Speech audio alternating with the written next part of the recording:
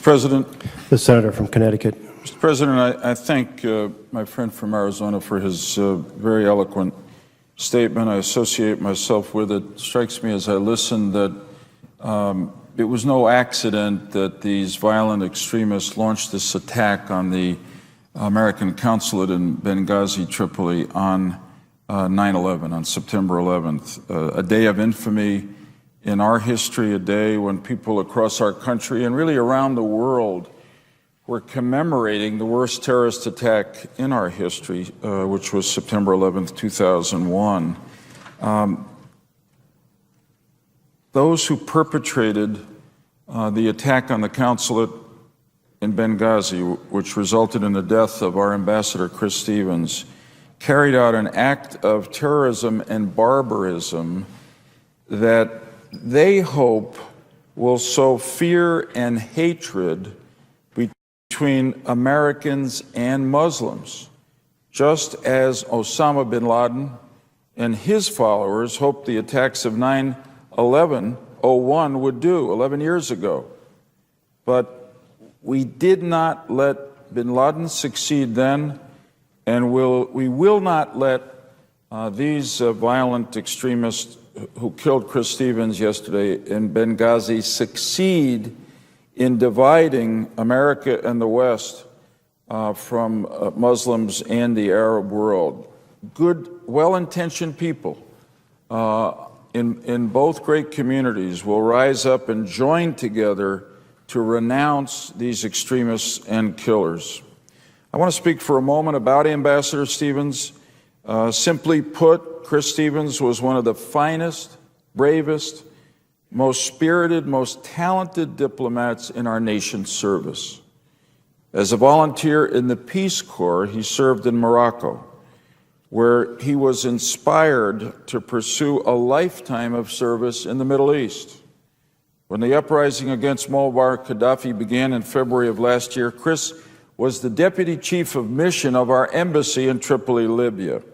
He was evacuated along with other American personnel from the country, but returned to Libya within weeks as the special envoy of the United States of America to the opposition there, courageously slipping into rebel-held Benghazi on board a cargo freighter. It was an act of bravery that typified Chris Stevens' service to our country and his devotion to our nation's ideals and his commitment to build bridges between Americans and Arabs, Americans and Muslims. Chris remained in Benghazi throughout the war, standing with the people of Libya during some of the darkest and most difficult hours in their struggle for freedom. He became, in fact, the bright symbol of America, a heroic and inspiring figure to many Libyans, as Senator McCain, Senator Graham, and I heard during our visits there, and was thus the natural choice of President Obama to become our ambassador to Tripoli after the Gaddafi regime fell.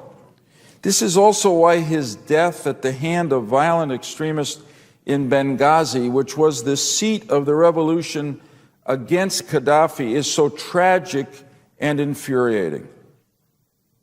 There's obviously much we still don't know about what happened at our consulate in Benghazi yesterday, but what is clear is that these attackers have to be apprehended and must be punished. I'm encouraged but not surprised by the statements of Libya's leaders condemning this attack. And I say I'm not surprised because these statements of condemnation of those who killed Chris Stevens are consistent with what I know the leaders of the new Libya to be, what I know to be their profound admiration and love for Chris Stevens, and their respect and gratitude for the United States of America. We look now to the Libyan government to act swiftly and decisively, and to our own government to provide the Libyans whatever support they need to find the attackers and killers. While a specific group of individuals was responsible for this evil act, and their target immediately was the Americans in that consulate, but really their target was the new order in Libya. And they were animated in this by an ideology that is now all too familiar to us that we cannot ignore or excuse. This hateful and violent ideology is a threat not just to the lives of Americans like Chris Stevens and the 3 others who died yesterday in Benghazi, but to the future of Libya and the future of the Muslim world. It is the exact opposite of the ideals that inspired millions of Libyans to rise up last year against Gaddafi, to realize their dreams of a life of dignity, democracy, and human rights.